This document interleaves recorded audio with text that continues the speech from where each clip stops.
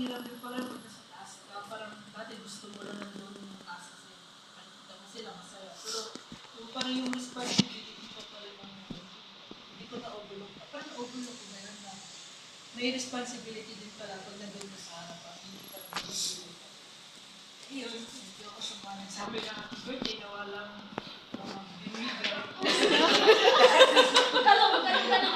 Aray ko, grabe ka naman.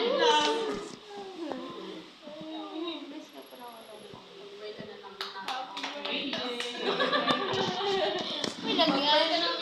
Sa susunod naman eh. Para ikaw na maghanda sunod. Para bigyan mo kami. Oo.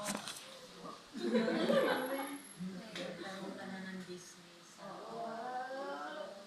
Ano to eh?